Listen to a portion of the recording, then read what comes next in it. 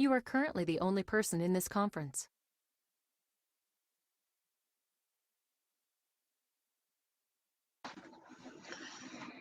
Buenos días. Buenos días. Gabriela, ¿cómo estás? ¿Y tú? ¿No hay nadie más? Bien. No, maravilloso. No, qué raro, ¿no es cierto? ¿No habrá otra sala? Yo creo que recién las 9:30, yo creo que ahora van a empezar. Voy a enviar un mensajito a mi grupo igual para recordar. Ah, ya, yo también voy a mandar porque va a asegurarnos.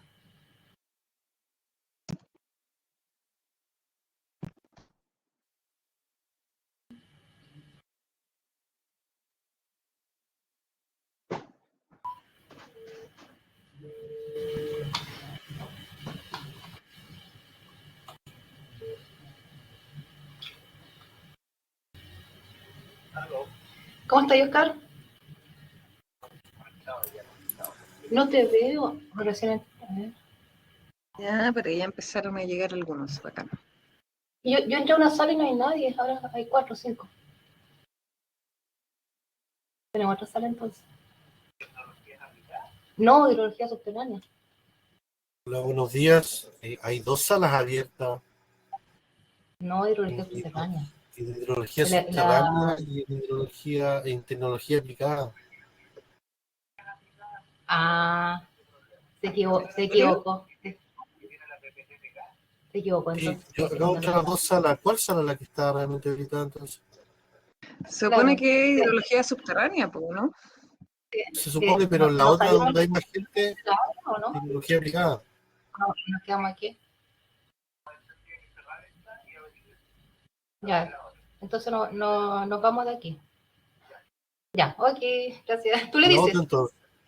A la otra. Ya, Ya, ok. ya, jóvenes, lo que pasa es que hay dos salas abiertas porque el profesor se equivocó y abrió otra. Entonces vamos a cerrar esta sala también y el profesor va a entrar de nuevo a hidrología subterránea. ¿Escucharon? Ok. Hola. ¿Sí? Ya, entonces cerramos esta sala. Y volvemos a entrar.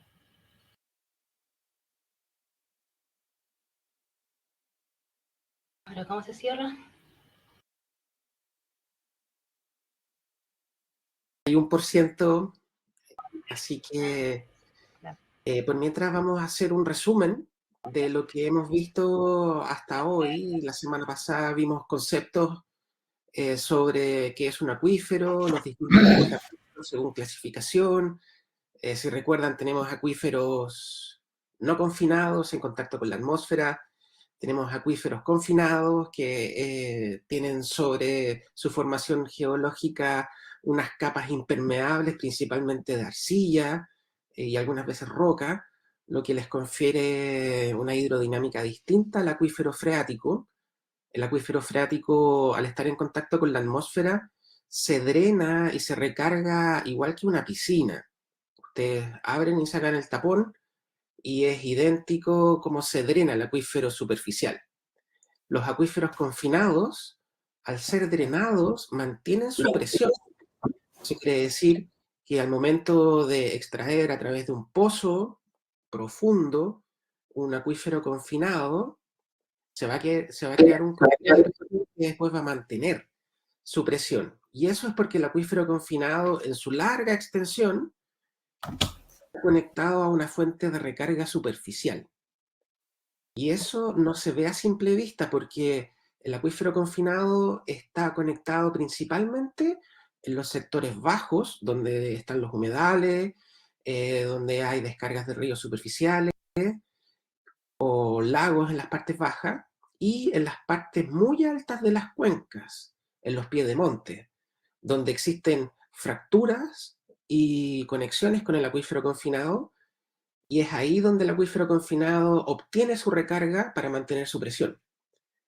Cuando el acuífero confinado es sobredrenado, sobreextraído, lo que sucede es que la compresibilidad del agua y la materia del acuífero, las rocas, se comprimen. Y cada vez que se extrae, se comprime, la matriz y se deja de extraer y se descomprime. Es igual que una esponja, pero con la sobreextracción las características de compresibilidad pasan más allá de su umbral y el acuífero confinado se contrae. Y eso se llama subsidencia. Y es muy común, por ejemplo, en acuíferos grandes de California, Europa y algunos como Santiago, que el suelo ha disminuido su elevación en 10 metros, 30 metros, producto de la sobreextracción de acuíferos confinados que se van subsidiendo a lo largo de los años. Y eso es importante porque cuando uno describe un acuífero debe describirlo desde la superficie hasta la roca. Y es lo que vamos a terminar de ver hoy. Terminamos la semana pasada con una descripción de los acuíferos freáticos de Chile, en que a un compañero le llamó la atención la cantidad de material acuífero en la región de Antofagasta. Y eso es principalmente por la característica del río. Ustedes saben que el Gran Río está en la región de Antofagasta.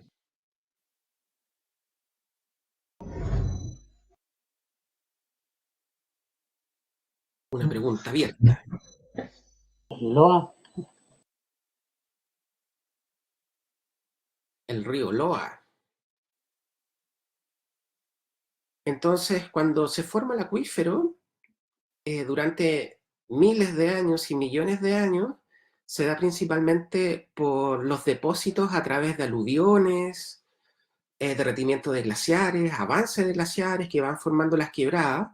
Y aquí en Antofagasta, el Loa, al ser el más grande, fue depositando en millones de años un montón de material que se fue acumulando en superficie y fue creando los acuíferos. Entonces, si ya cargó la presentación, podemos comenzar. Renzo tiene una pregunta. Sí, hola profe, buenos días. Buenos días. Sagasta. Bueno, nace la duda, ¿no es cierto?, de cómo se reconocen, digamos, que todos estos sectores tienen estos acuíferos, cómo se detectaron. Lo vamos a ver ahora. Lo vamos a ver un poco más adelante con las técnicas geofísicas y cómo eso se lleva a unidades acuíferas. Pero es principalmente una detección a través de sondas, en que la sonda geofísica envía una señal y los distintos tipos de roca tienen una característica, una señal característica. Y después hay una tabla de traducción y mientras más resistivo es el material que captura la sonda, menos permeabilidad. Entonces, la sonda atraviesa el agua sin problemas y generalmente eso ocurre en rocas que tienen acuíferos, bolones, arena, y eso después se interpola en el territorio y se dice, bueno, acá están los acuíferos. Pero lo vamos a ver en detalle un poco más adelante. Gracias, profe. Un gusto. Entonces, para continuar,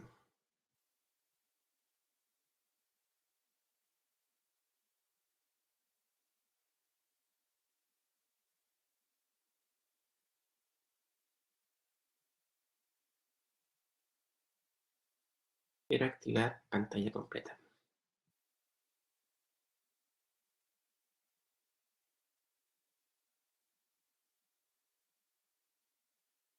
El balance hídrico de una cuenca y un acuífero sigue la ecuación de continuidad física. Es una ecuación base en que indica que todas las entradas de agua a un acuífero o a una cuenca, menos todas las salidas de agua, entregan como resultado el cambio de almacenamiento. Esto es volumen. Y en una cuenca simplificada, la principal entrada es la precipitación que infiltra por la superficie del suelo, pasa a la zona de aireación y llega al acuífero, como vimos la semana pasada. La principal salida es la evapotranspiración, que es producto de una combinación de factores climáticos, temperatura, radiación, velocidad de viento, que ejerce sobre la superficie del territorio y además traspasa los poros de la zona de aireación y llega al acuífero y también la evapora o evapotranspira, producto de que algunas plantas tienen sus raíces alojadas en el acuífero, principalmente en los sectores bajos de humedales, plantas ribereñas y plantas nativas que se dan alrededor de los cauces, o lagos o humedales. Además, existe un flujo de entrada subterráneo por cuencas aledañas, que es un flujo horizontal desde el acuífero y tiene una salida. Y además existe una salida de flujo superficial. Y ese corresponde al almacenamiento del acuífero.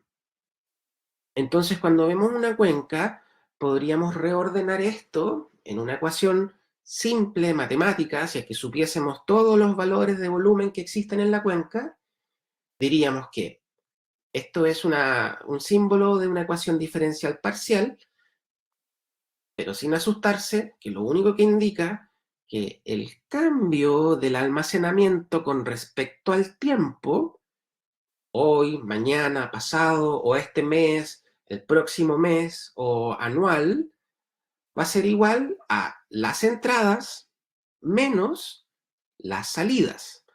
Entonces, en esta cuenca simplificada, el cambio de almacenamiento va a ser igual a la precipitación más lo que entró al agua subterránea por una cuenca aledaña, menos la salida superficial, la ET, y lo que salga del acuífero. Las precipitaciones se miden a través de pluviómetros, simulaciones, entre otros. La evaporación, hay distintos métodos de bandeja, estaciones meteorológicas que captan las variables climáticas y uno puede estimar a través de fórmulas, como Penman-Montit o Turk u otras, la evaporación. El flujo de agua subterránea de entrada es un poco más complejo y requiere conocimientos de modelación que vamos a ver más adelante, al igual que la salida subterránea.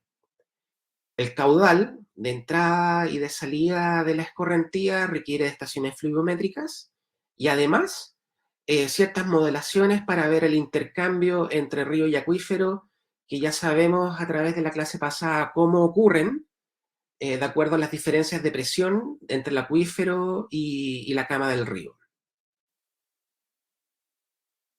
Esa ecuación se puede reorganizar de una forma estacionaria, en que para cuencas sobre los 10.000 kilómetros cuadrados, que es un poco menos que la región de Araucanía, el cambio de almacenamiento podría considerarse cero, porque la cuenca, al ser una unidad hidrogeológica contenida en sí misma, todo lo que entra en cuencas muy grandes se estima que podría llegar a ser igual a todo lo que sale. Por lo tanto, el cambio de almacenamiento es igual a cero, y eso en la jerga inglesa y que también se ocupa en Chile se le dice steady state. Y el steady state es estacionario, en que todas las entradas son igual a todas las salidas, y por lo tanto la diferencia de almacenamiento es cero. Eso ocurre en cuencas prístinas, no intervenidas por factores antrópicos, como por ejemplo lugares del altiplano que no han sido intervenidos, salares que no han sido explotados, cuencas patagónicas u otras del sur, en que no existe una intervención antrópica en la cuenca. ¿Esto para cuencas superiores a qué superficie, profesor, mencionó usted? Sobre los 10.000 metros cuadrados, kilómetros cuadrados. 10.000 kilómetros cuadrados, gracias. En algún otro momento, cuando hay cuencas más pequeñas o existe intervención antrópica, hay un cambio de almacenamiento en el acuífero, principalmente por extracciones que superan la recarga natural, y ahí el cambio de almacenamiento es distinto de cero. Por lo tanto, hablamos de un estado transitorio. En inglés se le llama transient, o españolizado al chileno también le llaman transiente. Pero esa palabra en el diccionario no la van a encontrar, pero sí van a encontrar transitorio. Sin embargo, en los estudios de modelación o cambios de almacenamiento de un acuífero, muchos autores le llaman transiente, por una españolización de la palabra transient, pero es transitorio. Y es transitorio porque en el tiempo el cambio de almacenamiento es distinto de cero.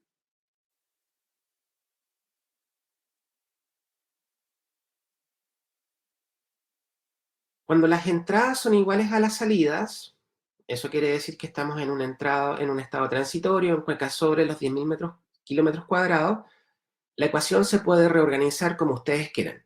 Aquí tenemos las entradas, van a ser igual a las salidas, y la producción hidrológica va a ser la precipitación, que es transformada en recarga, más el flujo de cuencas aledañas, va a ser la producción hidrogeológica del acuífero, y esto va a ser igual a los intercambios con los cuerpos de aguas superficiales, la evaporación y la salida de agua subterránea en los sectores bajos. Si es que tuviésemos los datos de recarga, las entradas de las cuencas aledañas, el neto de intercambio entre los cuerpos superficiales y la ET, nosotros pudiésemos estimar, reordenando esta ecuación, cuál es el flujo de salida de un acuífero en un estado estacionario. O a diferencia, si tuviésemos todas las otras variables y no tuviésemos el intercambio del acuífero con los cuerpos superficiales, podríamos reorganizar esta ecuación y obtener el flujo de intercambio. En términos simples.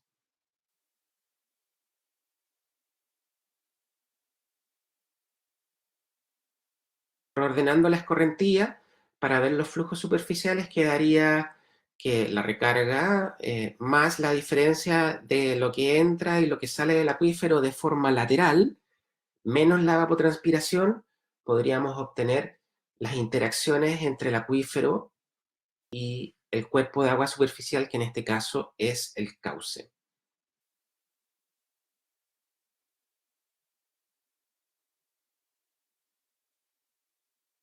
La recarga de agua subterránea es un tópico muy importante, porque es algo que está en boga en muchos proyectos de investigación, de innovación, y además requiere de un conocimiento específico para saber dónde recargar, cuáles son los mecanismos de recarga, que principalmente son recargas naturales y recarga por gestión, que son recargas antrópicas, para aumentar el almacenamiento y la disponibilidad de agua.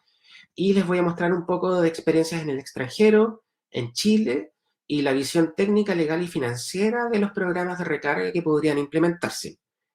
Actualmente en Chile hay solamente prototipos de recarga que son contados con las manos. Les voy a mostrar cuáles las que yo he podido investigar para que tengan una idea de cómo estas se llevan en el territorio.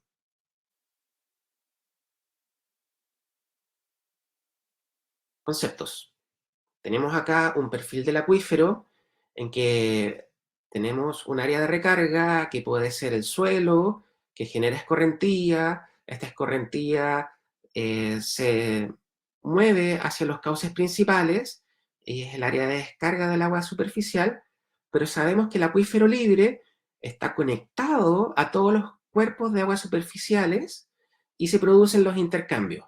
En este caso, el acuífero libre mantiene una presión más alta en toda su extensión que el cauce, por lo tanto el cauce estaría ganando, sería un cauce ganador, producto de que el agua subterránea le estaría entregando flujo. Un pozo de bombeo va a disminuir la presión del acuífero de forma local en función de su cono de presión, que también lo vimos la semana pasada, que puede llegar a ser 100 metros, 200 metros, hasta 1 kilómetro, dependiendo de la tasa de bombeo y la profundidad del acuífero. Luego existe un estrato confinante en todos los acuíferos aluviales, fluviales y coluviales, que son particulares de los valles transversales de Chile y además del Valle Central. Este acuífero, existe un acuífero confinado que se recarga en años, como vimos la clase pasada, y existe cierto intercambio menor entre los estratos de arcilla y el acuífero confinado. Aquí la presión es muy alta y el estrato confinante, que puede haber uno más en profundidad, produciendo otro acuífero confinado, se recarga en centenares de años. Este pozo que está en el acuífero freático tiene aguas extraídas de la temporada de un par de años. Después el estrato más profundo, estamos hablando sobre los 100 metros en los acuíferos chilenos, se recarga en décadas. Estamos extrayendo agua de 10 años, hace 20 años esa agua que se almacenó ahí, y ya en acuíferos profundos, sobre los 300 metros, estamos sacando agua milenaria. Entonces, a medida que nosotros extraemos agua más profunda, el acuífero se deprime de forma más rápida que la recarga y por lo tanto generaría un desbalance y entregaría un acuífero transitorio con un balance negativo. Solo para recordar, tenemos las principales formas de recarga natural es a través de los cauces. Tenemos un caudal que genera cierta presión, una altura de agua en el cauce, y el nivel freático, si está más alto, tenemos un cauce ganador. El acuífero le entrega desde su zona saturada al cauce superficial. Si tenemos un cauce perdedor, eso quiere decir que el acuífero, su nivel freático está más bajo que la altura que lleva el cauce, la altura del caudal. También en inglés le llaman el stage, S-T-A-G-E. Y ese es importante porque la presión que lleve el cauce, si es mayor al nivel freático, le va a entregar. Y en sectores del acuífero, sectores acuíferos deprimidos, que están bombeados, esta es la principal fuente de recarga del acuífero de forma natural, por las diferencias de presiones.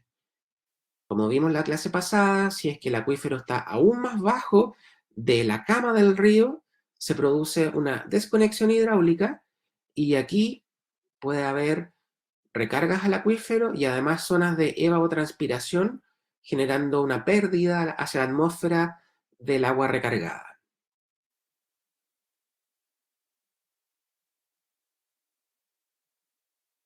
Algo vimos de esta imagen, que son los mecanismos hidrogeológicos y hidrológicos que se generan en una cuenca, y los procesos que generan recarga.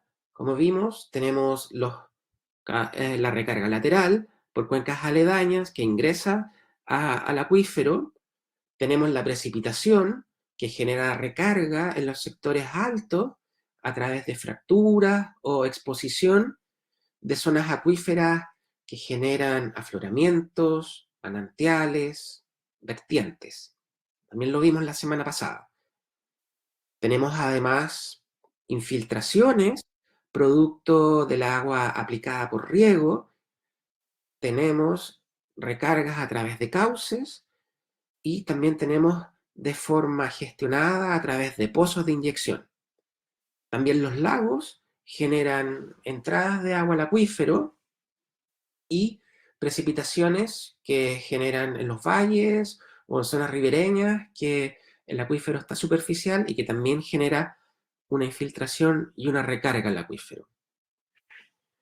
Entonces las fuentes de recarga son cauces, lluvia que se transforma en recarga, deshielo en los piedemontes, riegos, lluvias en la superficie, flujos subterráneos de las cuencas aledañas, planicies de inundación que se generan cuando los cauces superan su caudal natural, histórico, y empiezan a desbordarse a través de inundaciones, y pozos de inyección que son obras de ingeniería antrópicas.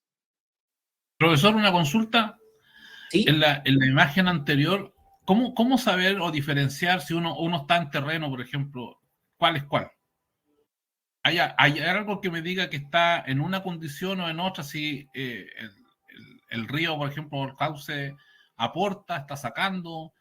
¿Cómo uno ve eso? ¿O es solo a través de estudios más complejos?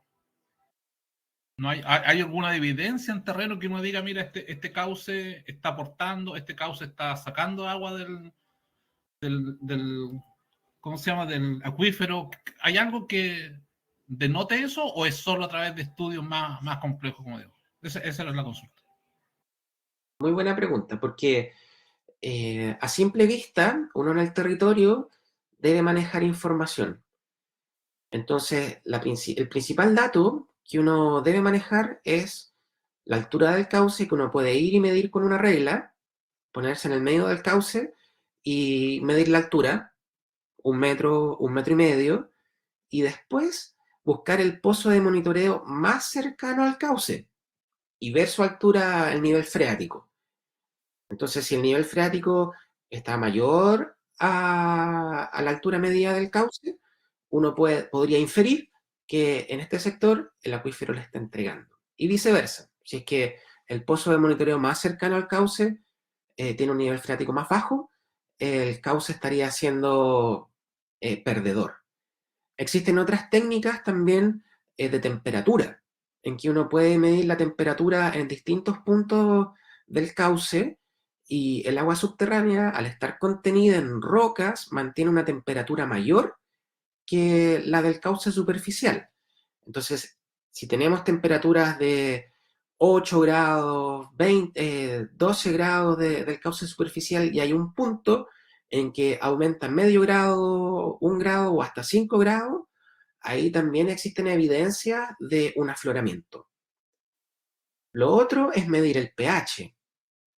El agua subterránea tiene pH muy básico, cercano a 8, 8,5 en algunos casos, y las aguas superficiales son pH de 7, a veces 6,5, dependiendo de la acidez del medio. Entonces, si también hay diferencias de pH dentro del cauce, sería un identificador de que existe un área de intercambio. Pero el principal dato es medir la altura del río y buscar el pozo más cercano y ver las diferencias de altura.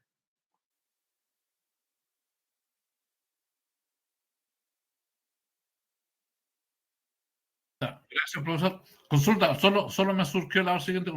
El pozo tiene que estar más o menos al mismo nivel del río. Eso, ¿cierto? Más o menos. Porque en general los ríos están en la zona baja, pero el pozo puede estar un poco más elevado en términos de pendiente. La casa está un poquito más arriba. Eso. Claro, porque si vemos acá en la figura 9A, arriba, aquí tenemos un pozo que en momentos que no esté bombeando, uno podría meter un pozómetro, medir el nivel y ahí tener una idea de cómo está el acuífero en su extensión hasta el cauce. Entonces, la presión que genera acá va a ser muy similar al resto del acuífero porque al no estar bombeando, el acuífero alcanza su equilibrio y por lo tanto el nivel freático se va a mantener más o menos constante. Muchas gracias, profesor. Voy a avanzar entonces. ¿Qué ocurre en la recarga natural por precipitación? En un acuífero clásico, en zonas intervenidas, el acuífero va a estar a un nivel más bajo que el cauce. Entonces la precipitación va a atravesar la zona radicular, se va a infiltrar, algo va a evaporar, algo va a escurrir hacia la recarga directa. La recarga directa por precipitación es generalmente un 30% del volumen precipitado en el área, como regla general. La superficie freática del acuífero va a aumentar en esta zona y además, al estar más bajo, el cauce le va a seguir entregando. Entonces, la recarga natural, a medida que existe lluvia, se recarga directamente y existe un intercambio entre el río y el acuífero para mantener sus volúmenes. Y esto, a medida que pasa el tiempo y no hay intervención, se mantiene el equilibrio.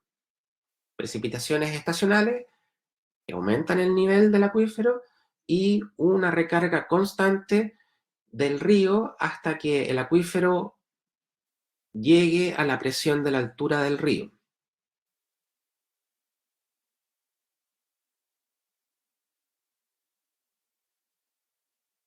En términos porcentuales, los cauces de una recarga natural son alrededor del 50% de la recarga de una cuenca. Las recargas en los pies de monte son alrededor del 20% del total de la recarga. Las infiltraciones agrícolas o precipitación en los valles son alrededor del 15%. Los flujos desde las cuencas aledañas son alrededor del 10% del volumen del acuífero, y el flujo base, que es el agua subterránea que alimenta las vertientes en los sectores altos o cauces en los sectores altos de la cuenca, son alrededor del 5%. Entonces es muy importante el aporte de los cauces al agua subterránea. Si es que el cauce disminuye su caudal producto de bocatomas, extracciones para riego u otros usos, este gran porcentaje de la recarga se va a disminuir y el acuífero va a salir de su estado estacionario y posiblemente podría tener un cambio de almacenamiento negativo. Todos estos números están en la presentación, que están en los recursos, para que los puedan tener después como material de estudio. La recarga por gestión. Existen varios métodos. Tenemos piscinas de infiltración, que son suelos acondicionados en que sabemos que existen materiales permeables hasta el acuífero, sectores de roca muy cercanos a los cauces, en que se inunda y esta piscina de infiltración, por su presión, empieza a recargar y empieza a generar un domo. Y este domo depende del caudal que esté ingresando acá. Entonces la piscina de infiltración debe tener un caudal de ingreso y debe tener una extensión lo suficientemente grande, estamos hablando de media hectárea a 1 hectárea, para generar una recarga y el aumento de la superficie freática. Este pozo de extracción puede ser construido cerca del domo de infiltración de la piscina para extraer los volúmenes infiltrados. Tenemos también recarga desde ríos,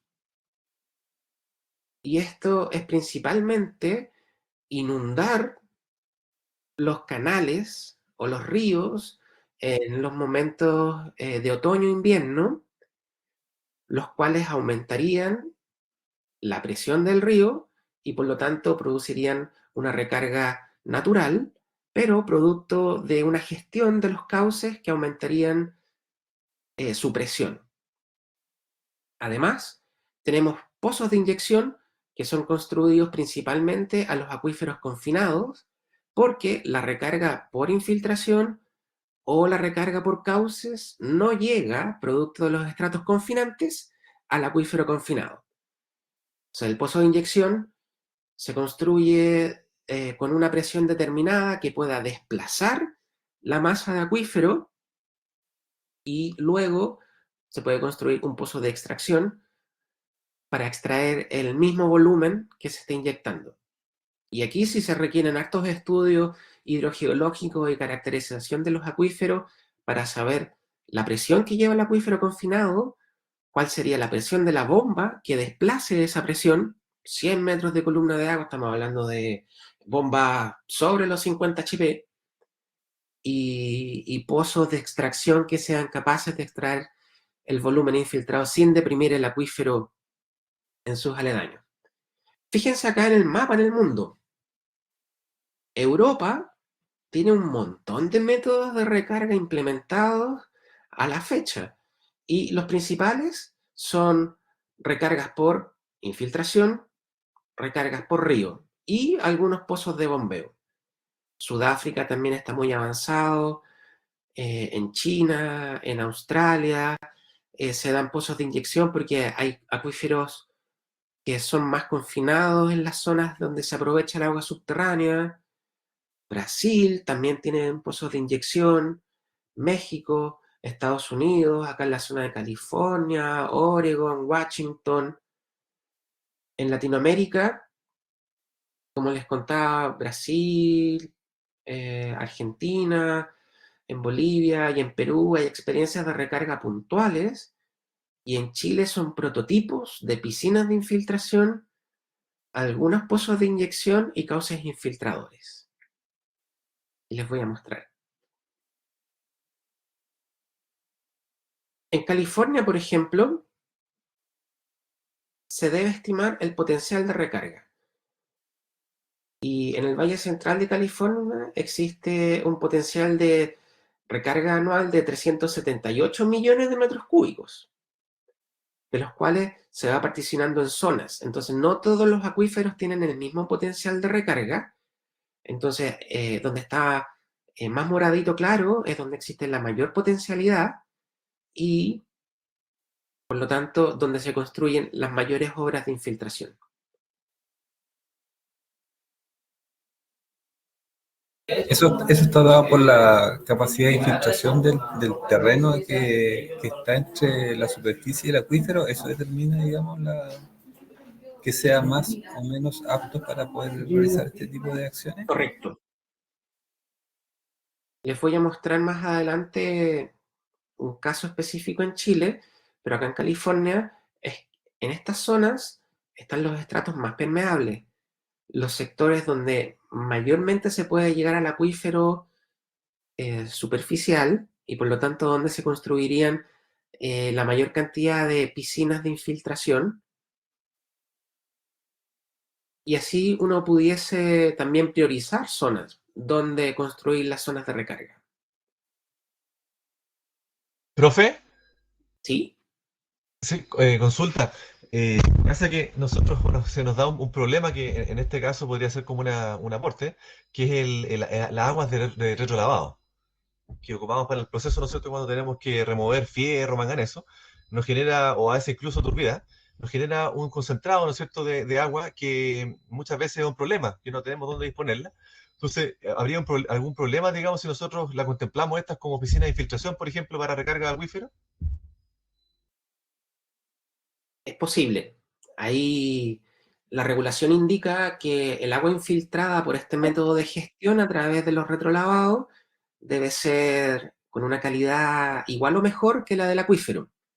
Entonces se recomendaría tener una muestra de calidad de agua del acuífero donde van a infiltrar y poder diluir o tratar el agua, pasarla por un filtro que mantenga sus características. Pero es totalmente posible. Ya, ok.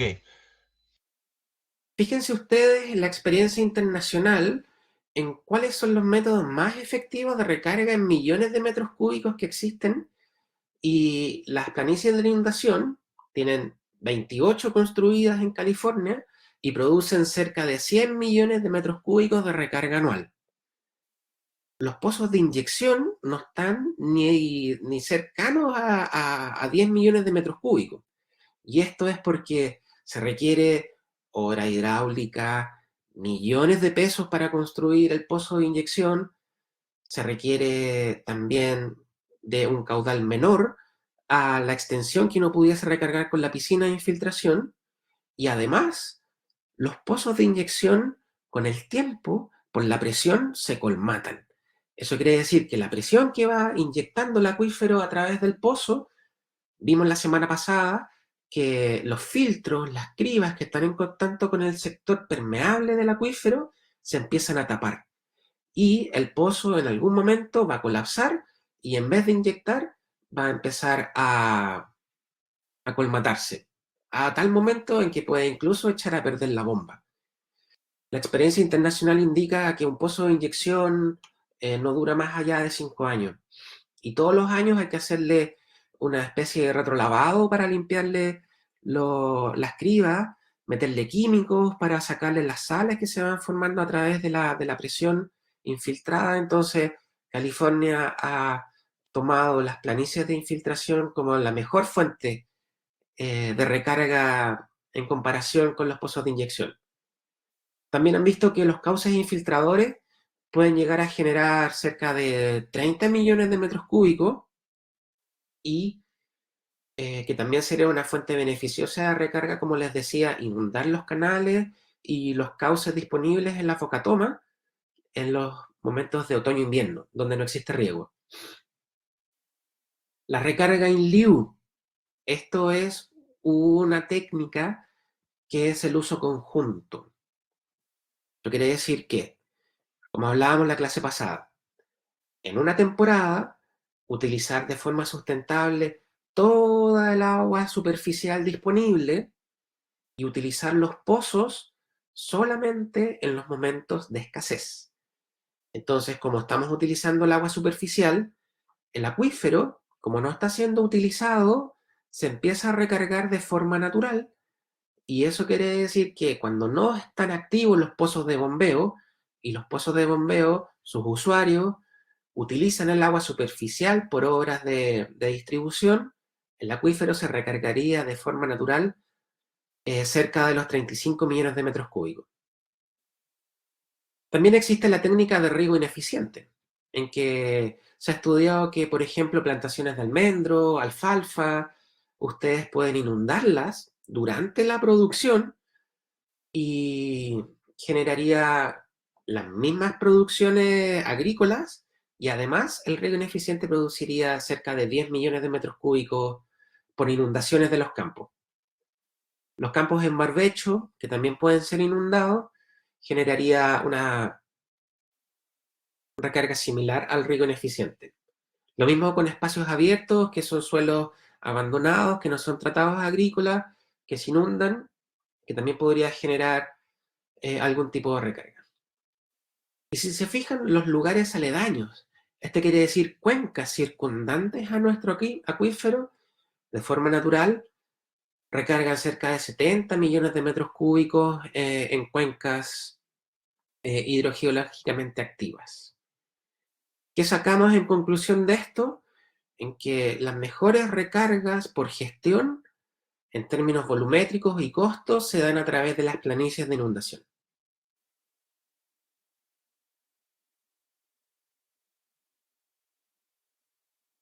Aquí tenemos ya un zoom a lo que sucede en Australia. Pueden ver las diferencias de recarga por planicies de inundación, el agua tratada y cómo cada una de estas técnicas genera distintos volúmenes de recarga, tasas, milímetros por año. Entonces, son muy pocas las tasas de recarga que se da de forma natural en Australia, pero donde existen estas obras de recarga, uno pudiese aumentar sobre los 300 milímetros por año, que equivaldría a la mitad de la precipitación que ocurre en una cuenca. Entonces Australia ha hecho distintos tipos de técnicas en sus sectores acuíferos productivos para llegar a sobre los 300 milímetros de recarga al año. En Europa es lo mismo, los distintos tipos de recarga se dan por planicie de inundación, y ustedes pueden ver acá los distintos niveles de volúmenes recargados que se dan, y como les decía, están las mayores cantidades a través de piscinas de infiltración.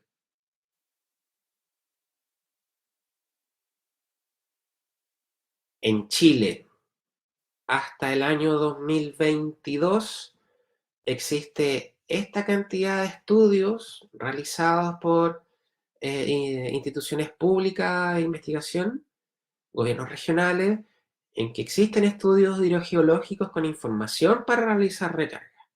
Por ejemplo, en Aculeo, Maule, Biobío, Valdivia, Aconcagua, existe un montón de información geofísica y modelos hidrogeológicos que permitirían evaluar, por ejemplo, pozos de infiltración o piscinas de recarga.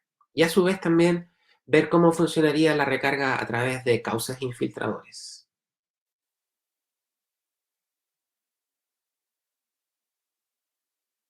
Utilizando estos modelos disponibles en Chile, es posible ver el potencial de recarga en algunas cuencas importantes, como por ejemplo, en la región de Araucanía hay un potencial de recarga entre 300 y casi 700 millones de metros cúbicos anuales. Millones de metros cúbicos anuales. En la región del Biobío es similar. En Talca, en este sector que había modelación disponible, estamos hablando de cerca de 60 millones de metros cúbicos anuales. Después ya más al norte, en Santiago, Valparaíso, los acuíferos son más pequeños y por lo tanto el potencial de recarga disminuye. Y eso quiere decir que existe un espacio en el acuífero disponible para recargar 600 millones de metros cúbicos en el acuífero de la región de Araucanía, que puede ser por algún tipo de recarga gestionada.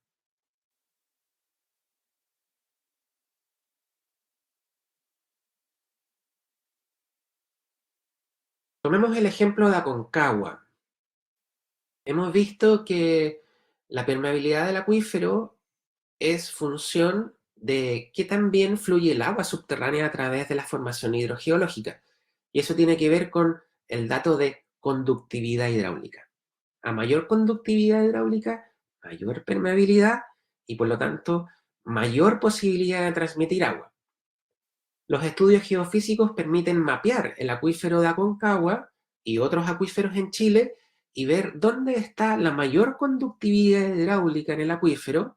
Y aquí vemos que en las zonas altas de la cuenca, si conocen Aconcagua, acá está San Felipe, aquí está San Felipe, San Esteban, después ya en el sector más bajo, Manquillota, La Cruz, las zonas de desembocadura, Puente Colmo, y aquí está Concón, que es una playa que está acá en un sector turístico.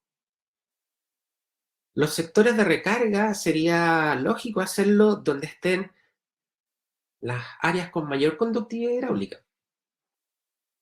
Si es que recargáramos en un sector con una conductividad hidráulica de 4 metros por día, sería muy lenta la recarga en comparación con una zona que tuviese 600 metros por día.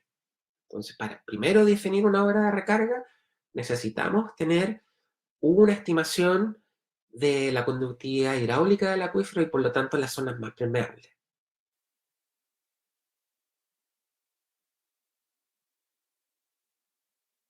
Profe, En Chile, disculpe que adelante. en la lámina anterior, consulta, ahí usted mostraba, ¿no es cierto?, que hay una detección aproximada de conductividad sobre los 300 metros, ¿no es cierto?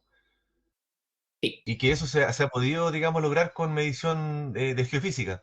¿Qué tipo de geofísica han ocupado? Porque nosotros, digamos, lo que manejamos acá, digamos, que han sido este tema de los sondajes eléctricos verticales o los transientes electromagnéticos, los TEM, suelen llegar hasta los 200 metros, entendemos, a menos que ocupen equipos más básicos. ¿Cómo han detectado ustedes profundidades más altas, digamos, que la que nosotros manejamos acá, en la Araucanía?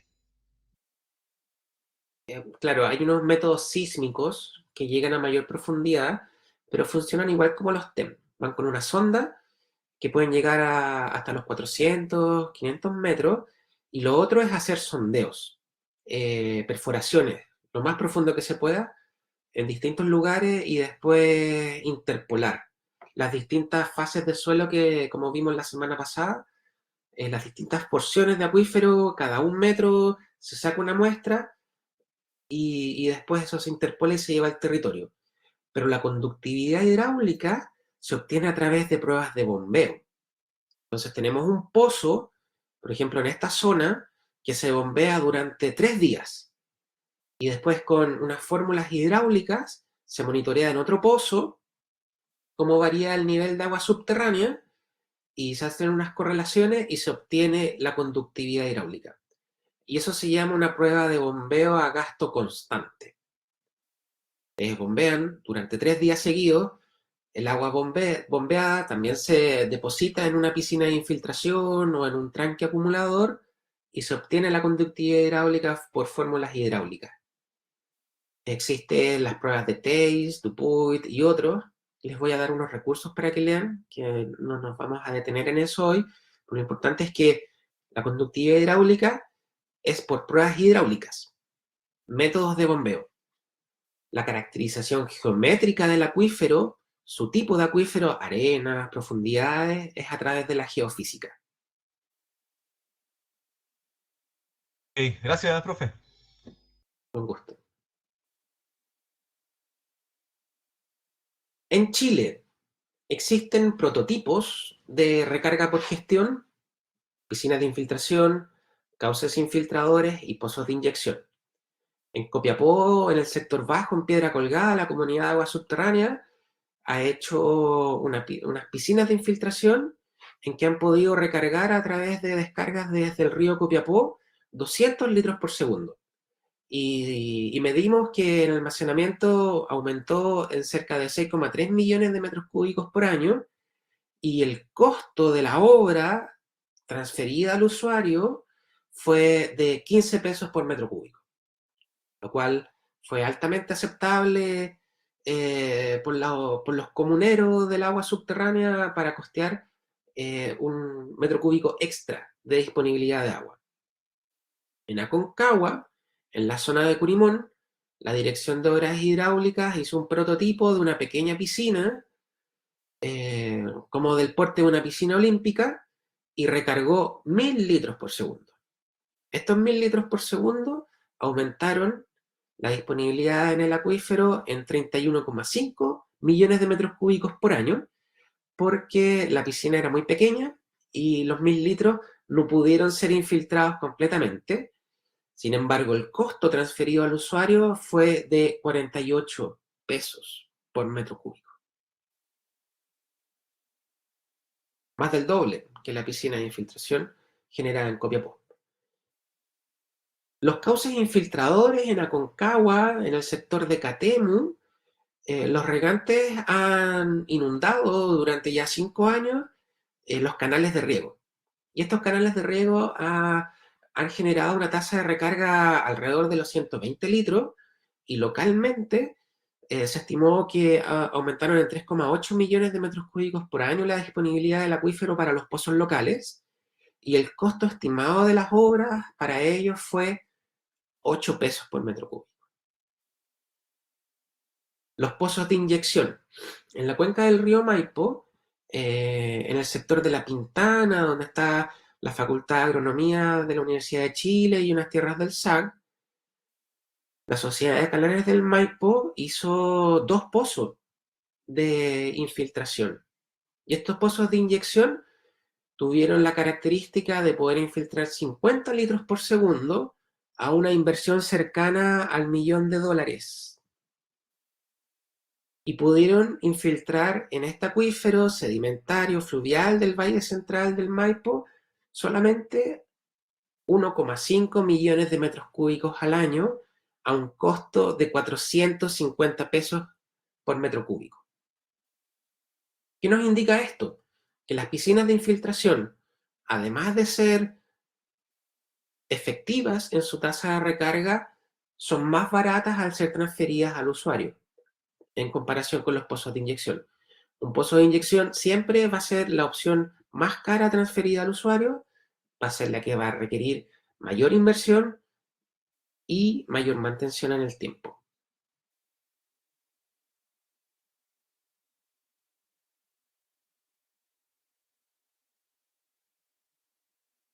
También se han construido prototipos de recarga, en que la comunidad de agua subterránea se le ocurrió un dispositivo en que existe un canal de riego que tiene acciones de agua, que va a distribuirla hacia un sistema de conducción, la va a filtrar, como por ejemplo, hablemos de las aguas de relavado, va a mantener la característica de agua subterránea, y este prototipo va a traspasar a través de una tubería sanitaria el estrato arcilloso y va a llegar a la napa con otras tuberías sanitarias perforadas.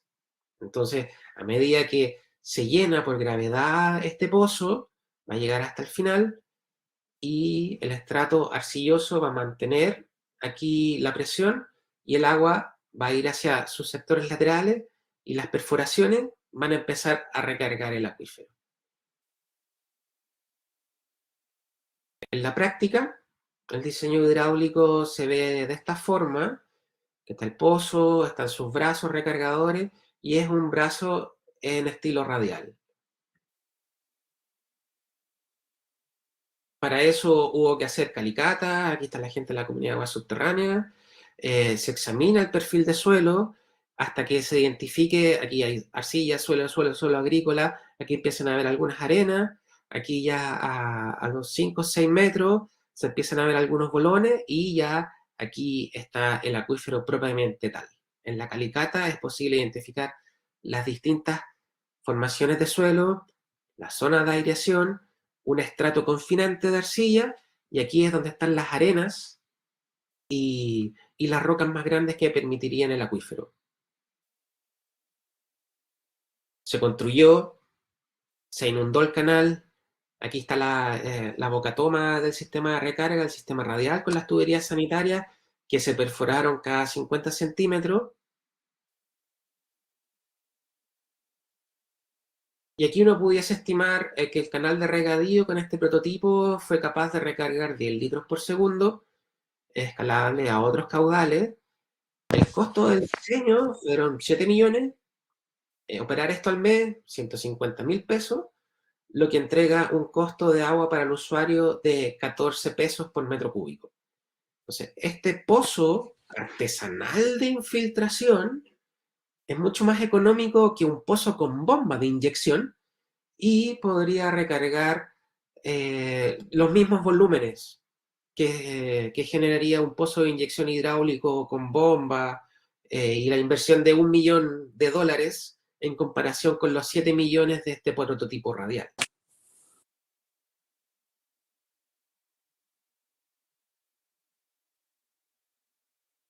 La planicie de inundación, aquí está la planicie, atrás de el equipo de la Dirección General de Agua. En ese tiempo el director estaba Oscar Christie, aquí está Carlos Araya, el administrador de la Comunidad de Agua Subterránea, aquí está el directorio, Germán Palavachino, en ese tiempo está la Directora General de Agua Regional, gente del Ministerio, y aquí los ingenieros de la Universidad de Atacama que estaban apoyando los cálculos hidráulicos, y yo aquí encargado de la modelación y los datos de monitoreo para ver cómo funciona esta piscina que extraía aguas del río Copiapó. Y esto era un video que no se ve, pero acá es un dron que muestra la extensión de la piscina, y aquí está la entrada del cauce por unas obras que se hicieron, y esto es cerca de una hectárea inundada.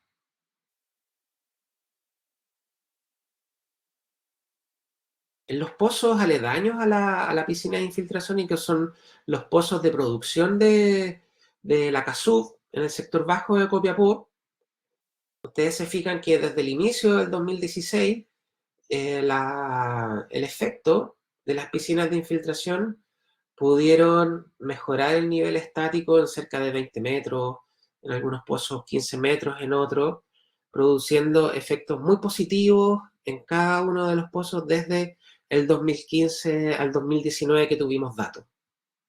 Entonces la piscina de infiltración, además de ser efectiva en el acuífero superficial, freático, es muy efectivo en mejorar los niveles en los pozos que se encuentran hasta los 30 metros, 40 metros, que si bien son pozos profundos, se encuentran en el acuífero freático sobre los estratos confinantes de acuíferos más profundos.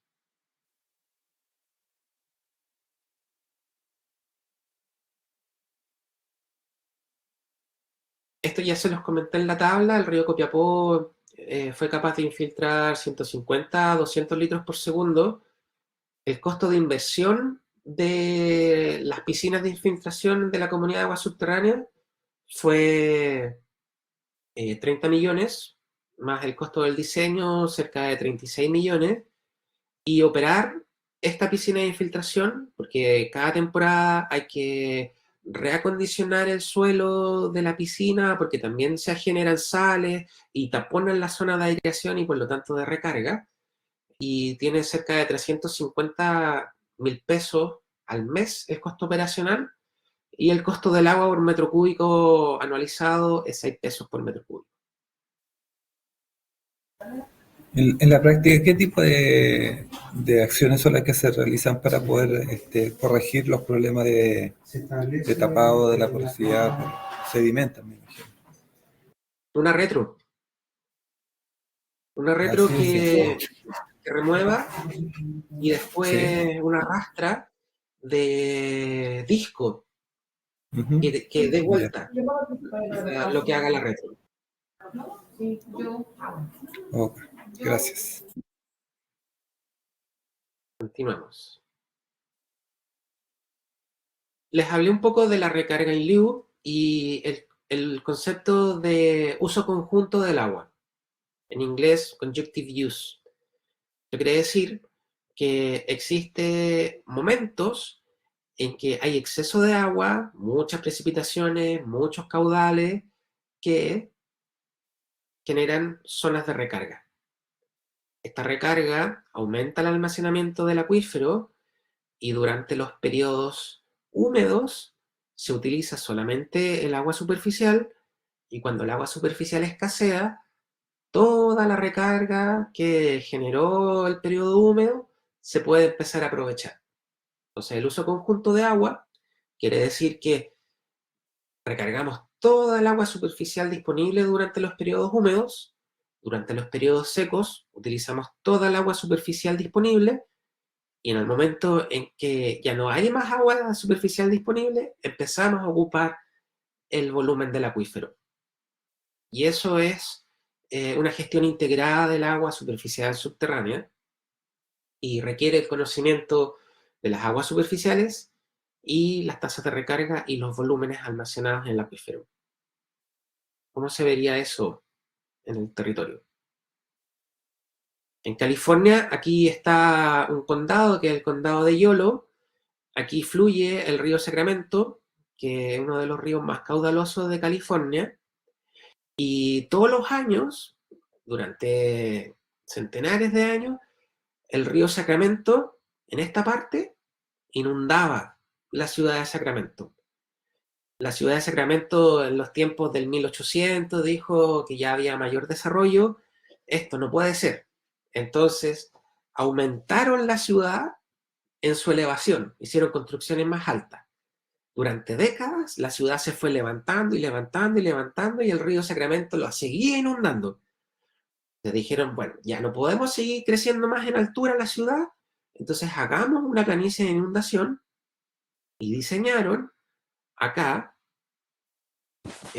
una bocatoma que si es que el río lleva más de 5 metros de altura, automáticamente descarga a esta planicie de inundación diseñada entre las ciudades de Davis, Woodland y la ciudad de Sacramento. Y esto se le llama un bypass. Y este bypass es una obra de ingeniería en que son zonas inundables de forma natural del cauce del río que se activan cada vez que hay un exceso del caudal del río Sacramento de forma automática. Si es que nosotros pudiésemos aumentar de forma gestionada ese caudal,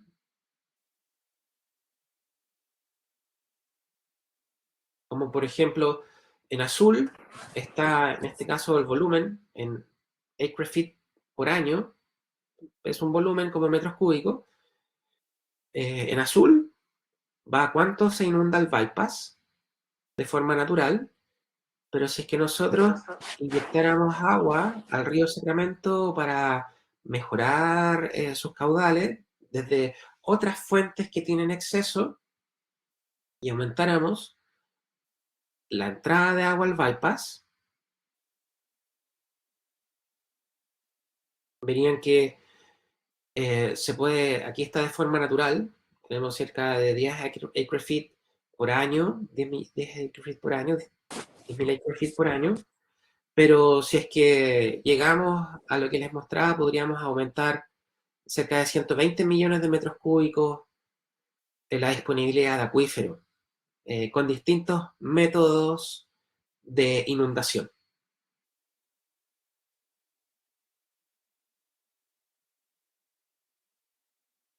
Por lo tanto, el marco operativo de una recarga de agua por gestión requiere como base de la pirámide su factibilidad.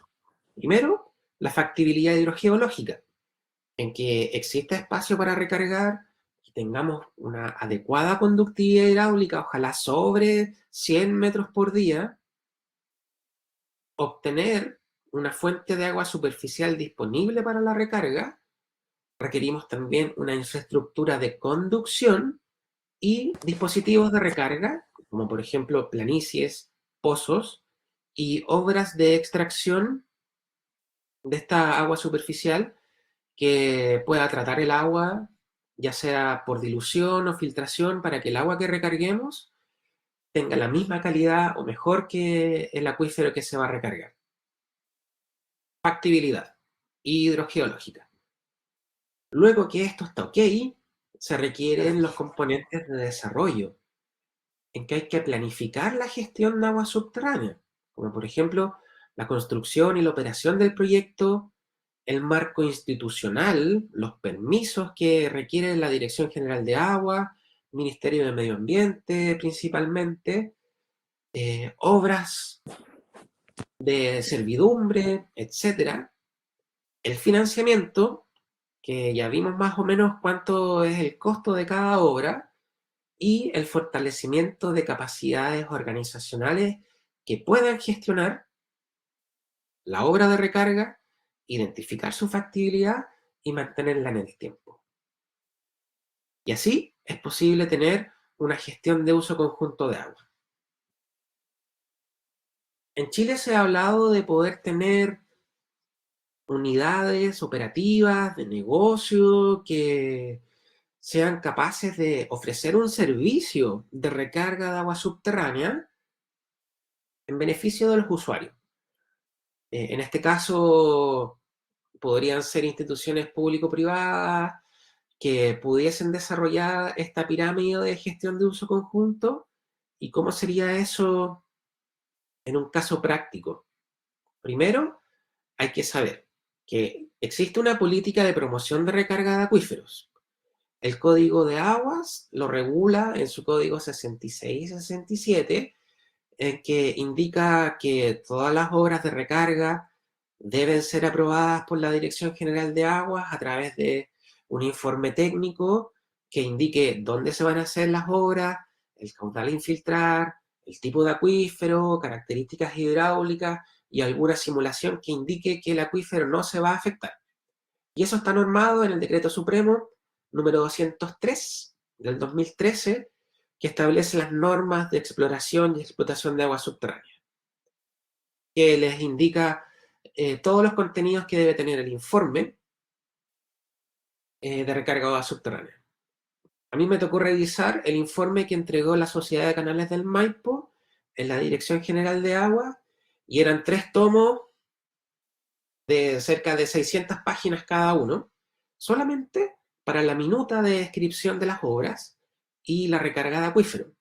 Otros 6 tomos para la hidráulica del pozo y otros 5 tomos para la modelación. Entonces es muy estricta la norma actualmente en Chile para cumplir con el Decreto Supremo 203.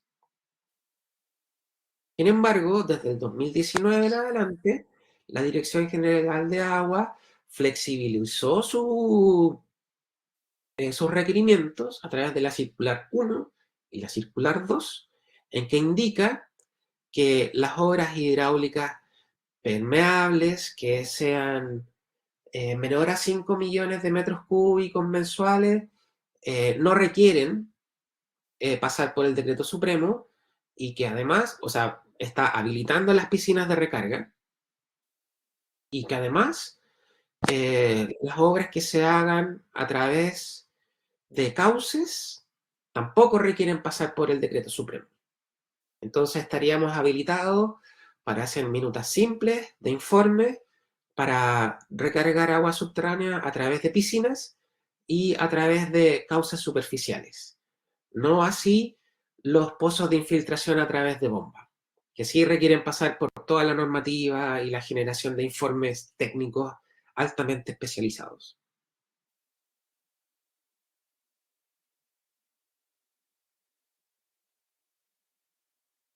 Entonces aquí se ha hablado a veces de las oportunidades de negocio y acción, porque hay mucha información técnica operativa generada por la DGA y otros organismos estatales, también privados, que invierten en I+D para generar los dispositivos de recarga, como les mostré el pozo radial en Copiapó.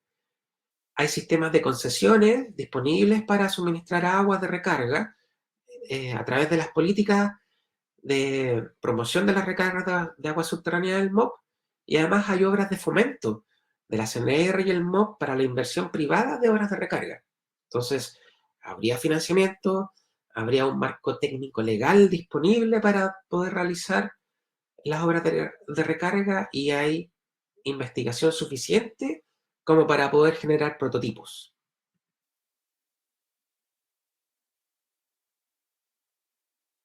Entonces, un modelo de negocio de recarga podría primero ser, conceptualmente, la autoridad del agua define la certeza jurídica del volumen y el lugar a recargar.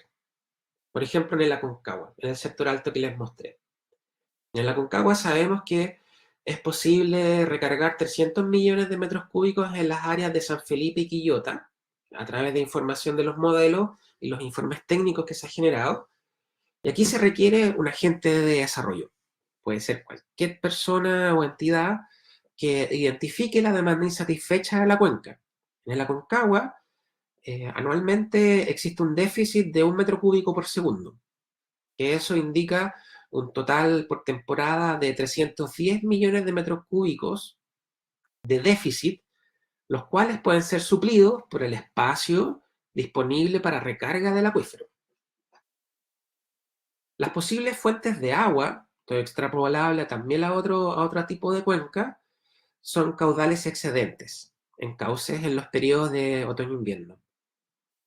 Recargas naturales, en bancos de agua, cuotas de volúmenes que entreguen usuarios superficiales, que sean clientes, que tengan derecho de agua superficial y que se utilicen para aumentar los volúmenes a través de recarga del acuífero subterráneo.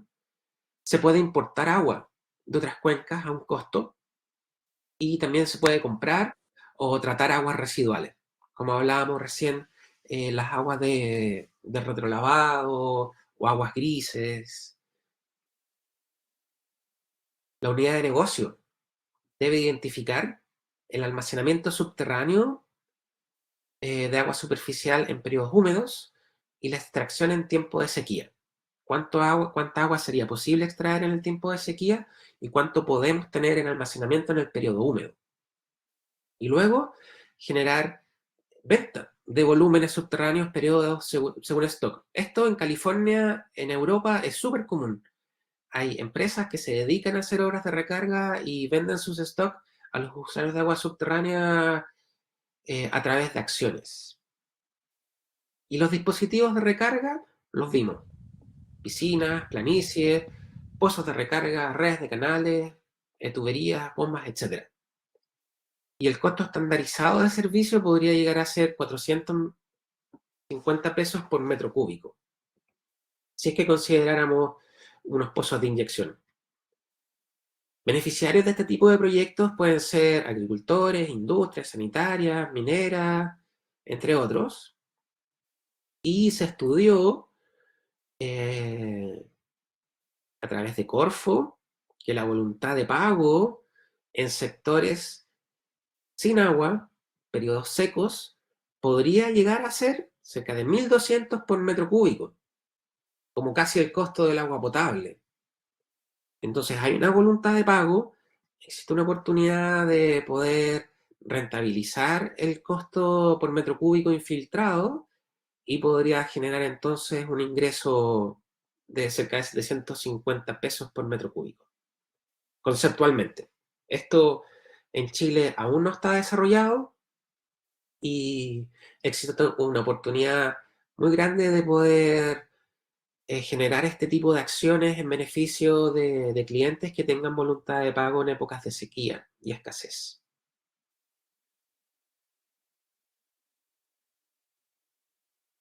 Preguntas antes de que pasemos a la segunda parte.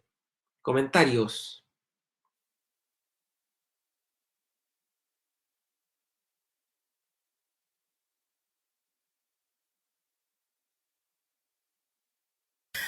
Hola, profe.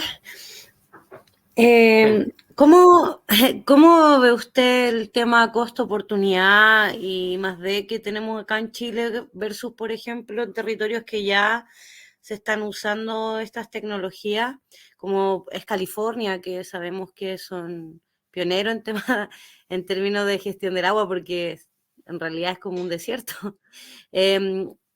Hablando, la otra vez estuve en un congreso bien interesante sobre cómo lo hace, hablando de la guerra ahora, lamentablemente, pero Israel, con respecto también a la gestión del agua y versus nosotros, porque siempre vemos ese paralelo de que invertimos muy poco en I+D, pero lo que usted dice que tenemos acá a la mano, ¿cierto? Este marco jurídico, tenemos la oportunidad, entonces, ¿qué es lo que usted cree nos faltaría o para que diéramos este salto?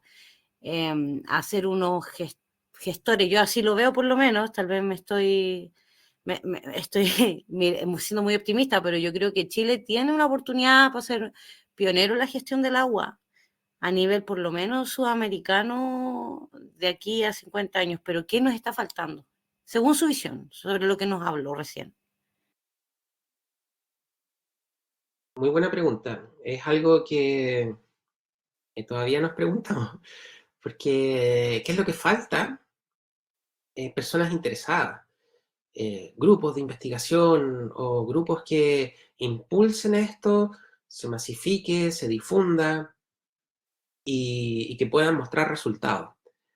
Porque como el agua subterránea está escondida a la vista, no es posible ver inmediatamente qué es lo que está ocurriendo con la gestión integrada, pero sí se ve un pozo seco, sí se ve gente que no tiene agua, entonces si existe un grupo como la Universidad de Talca que está trabajando en programas de recarga, que pueda evidenciar con datos y personas que vean recuperados sus pozos, se va a empezar a masificar. Y por eso hay que difundir, mostrar, y ustedes que están acá hoy día presentes puedan mostrar que existe mucha información en Chile, existe un marco jurídico disponible para hacerlo y formular proyectos, buscar el financiamiento y generar prototipos. Así que mi visión es súper positiva. Hay que hacerlo, hay que salir sin miedo y hay especialidad en Chile para poder hacerlo. Tenemos conocimiento, tenemos estudios, está la tecnología, así que solamente falta salir al territorio.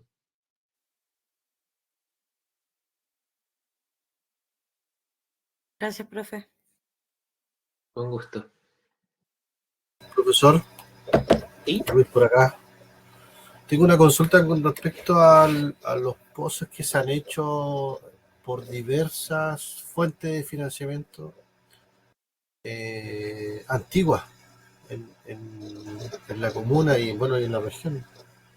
En el caso de que se han hecho pozos profundos donde por distintos motivos no se han ocupado. En el caso de las comunidades indígenas, se han hecho pozos profundos en el sector de los sauces donde en algún momento eran destinados para una acción agrícola, pero finalmente el pozo no dio la suficiente agua porque ya eran comunitarios y para hacer una postulación a una inversión de riego, la cantidad de agua en función a la superficie no daba según las bases del concurso. Entonces, esos pozos hasta la fecha no han sido tratados, no han sido ocupados. Entonces, habló delante algo sobre de limpieza con un tema de químicos. Un colega le preguntó también por la limpieza de los pozos de las piscinas de acumulación, de infiltración. Pero habló también delante algo acerca de químicos para la limpieza de estos pozos.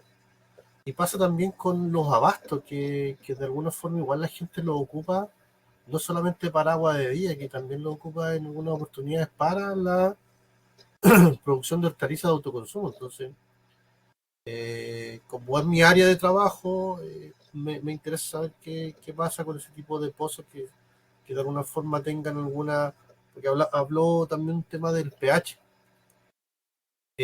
¿Con qué se limpian esos pozos? ¿Cuál es la forma más óptima para poder limpiar estos pozos que no han sido ocupados en una cantidad de tiempo considerable?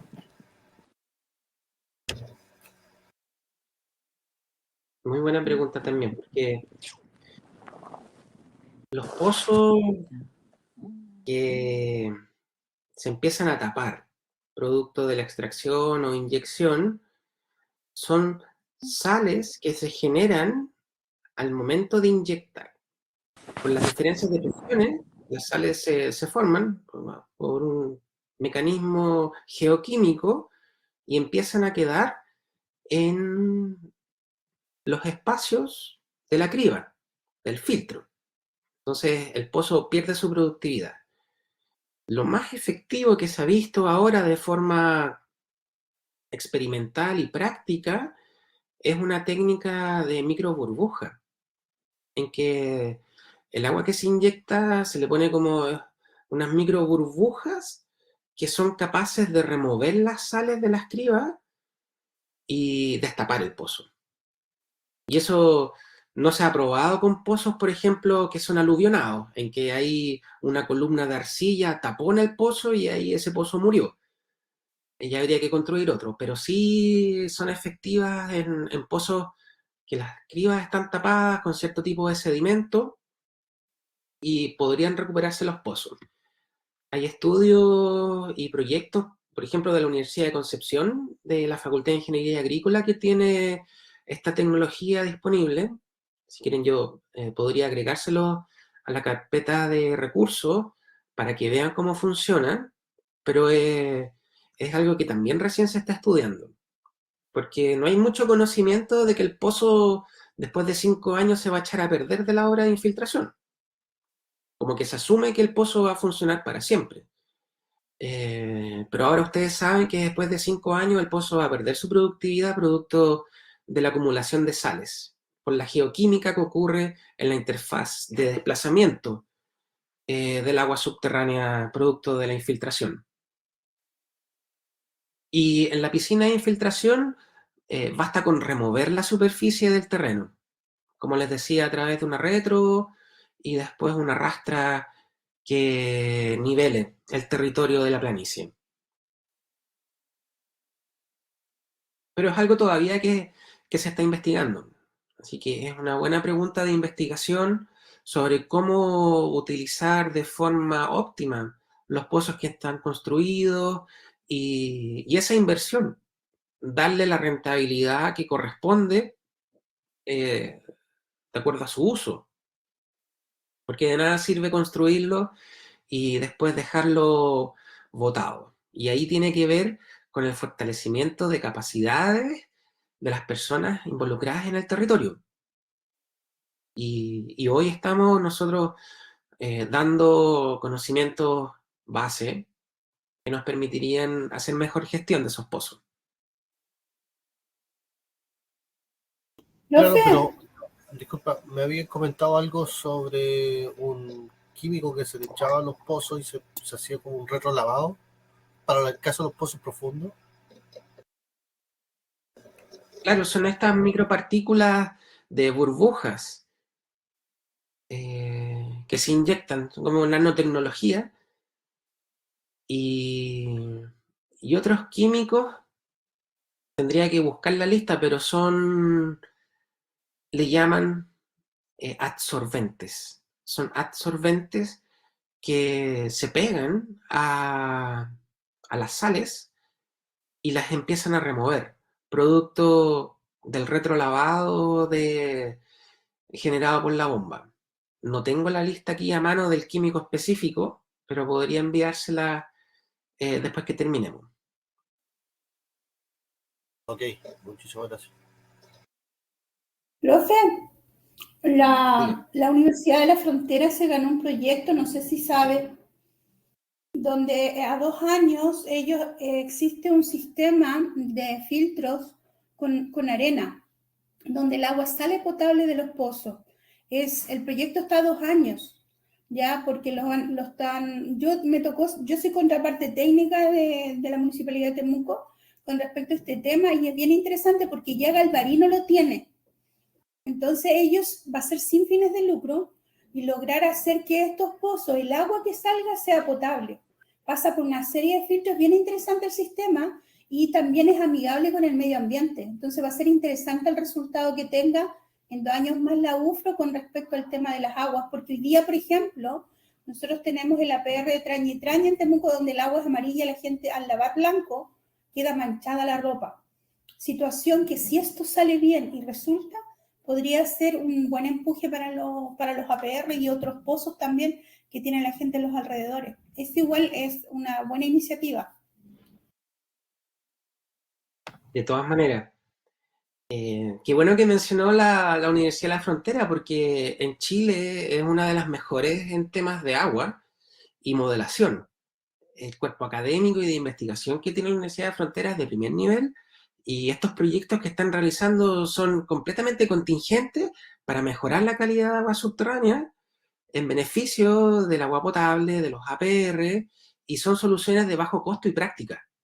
Por lo tanto, eso va a generar un beneficio directo a las personas que se abastecen de las APR y solucionaría el problema de mala calidad de los acuíferos que tienen sus aguas con ciertos tipos de sedimentos, porque existen intercambios de químicos entre las aguas superficiales y las aguas subterráneas que disminuyen su calidad. Así que tengo entendido que ahí está Zambrano en la Universidad de la Frontera, que es un muy buen profesional e investigador en los temas hídricos, hidráulicos, hidrológicos, y tengo entendido que él también está metido en el equipo de investigación del proyecto que menciona. Así que hay que ir y presentarle las ideas a la UFRO y que desarrollen proyectos y que sigan con la innovación en temas de agua subterránea.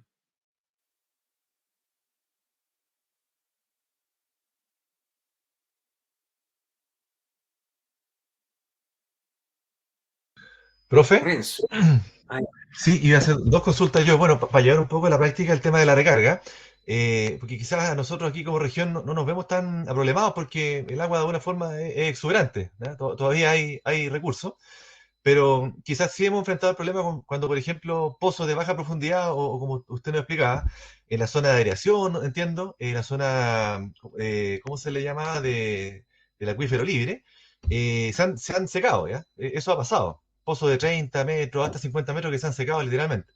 Entonces, para llevarlo un poco a la práctica, el tema de la recarga podría servir para, por ejemplo, recargar esos pozos, por ejemplo, en el sentido de, no sé, sacar el agua de un acuífero, por ejemplo, profundo, confinado, y llevarla a un punto alto para calcular dónde se recargaría. Esa sería un poco la lógica. Eso como primera consulta, profe, respecto a la recarga. Y lo otro que me quedé pegado un poco con la lámina anterior, donde usted justamente mostraba los distintos niveles de acuífero. Preguntarle también, de acuerdo a su experiencia, si esos acuíferos también tienen un cierto grado de comportamiento, en el sentido de que en la medida que uno más bajo va, son inversamente proporcionales, digamos, su capacidad de entrega de agua, porque claro, así como los de baja profundidad se secan, quizás los que están más abajo, que son, usted dice, milenarios o de, digamos, de una data pero casi incalculable, son casi, no sé si eternos, pero con muy, muy buen rendimiento, pero al mismo tiempo capaz que tengan problemas de calidad de agua, en el sentido de la exposición, por ejemplo, ya a metales y elementos que están más en el subsuelo, como pasa mucho en el norte, por ejemplo, con la exposición al arsénico y cosas así. Le dejo esas 2 preguntas, profe, para ver si nos puede ilustrar. Ok, gracias por la pregunta, Renzo. Son muy buenos puntos a considerar porque hay que tener claro que los pozos que están en la superficie freática, el acuífero no confinado, superficial, que está en contacto con la atmósfera, puede llegar hasta los 50 metros, 60 metros, y una obra de recarga a través de piscinas de infiltración generaría los mejores resultados a nivel regional para mejorar los niveles de agua subterránea en los pozos secos. Noria, zanja, que no tienen más allá de 3, 4 metros, hasta 10 metros de profundidad del pozo, Entonces, una piscina de infiltración que utilice agua superficial disponible, como en el caso del río Copiapó, mejoraría sustancialmente la capacidad de extracción de los pozos secos. Y yo les mostré los gráficos en Copiapó.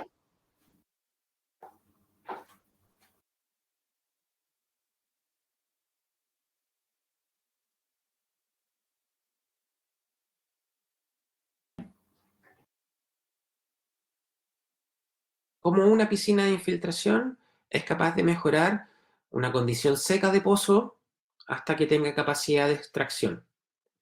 Y estos son pozos que están a kilómetros de la piscina de infiltración. Entonces, para los pozos en el acuífero freático, una piscina de infiltración entregaría el mejor resultado. Ahora, si es que se extrae agua de un acuífero profundo, confinado, y se utiliza esa misma agua para recargar, es un balance de masa del acuífero. Entonces el acuífero confinado va a mantener su presión, va a mantener su productividad a tal punto, como les comentaba, que en algún momento ese acuífero se va a empezar a alimentar de una fuente superficial, de un río, de un lago o de un humedal. Entonces, no aconsejaría yo extraer agua subterránea profunda para hacer una obra de recarga superficial.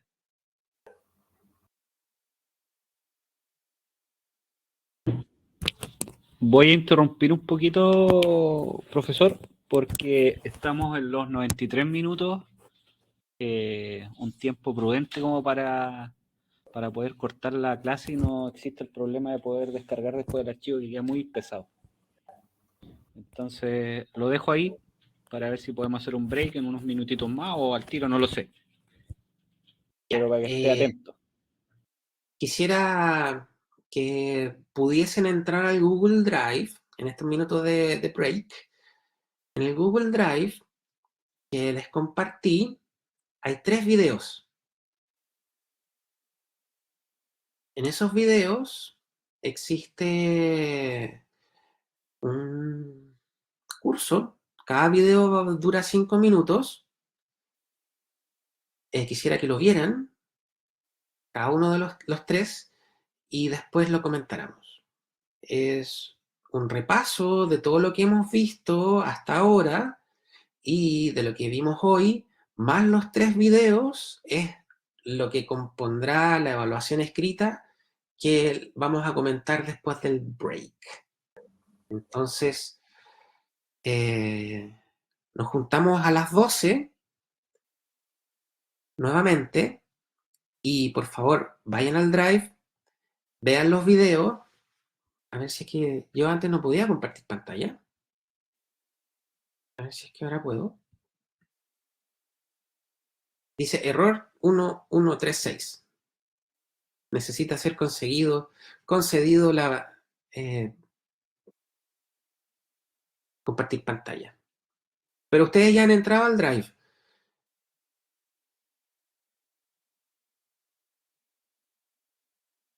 Y no. Sí, profesor, están ahí.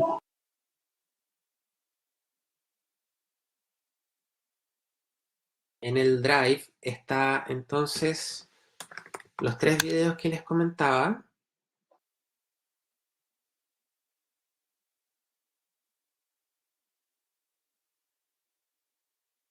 Dice B1, B2, B3, HidrogeoCap, DGA parte 1, parte 2, parte 3. Son videos que generó la Dirección General de Aguas para capacitar al público general, los cuales para nosotros son un muy buen insumo para aterrizar lo que hemos visto estos 2 días y después poder resolver con tranquilidad la evaluación escrita que vamos a tener como evaluación 1. Así que les pido por favor que lo vean, los 3 videos, partan por el 1, parte 1, después parte 2, después parte 3, y véanlo más de una vez, porque es interesante poder comprender bien cuáles son los contenidos que están en cada uno de los videos.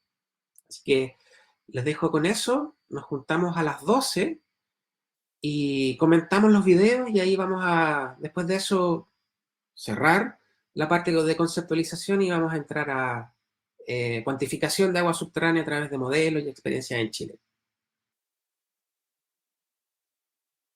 Con eso, Oscar, estamos ya ok para cerrar este módulo. Ya, impecable. Finalizamos la clase y después abrimos un aula nuevamente. A las 12. Ok, no hay problema. Vean los videos, no se van a arrepentir. Por un cafecito o algo. Son interesantes. Nos vemos.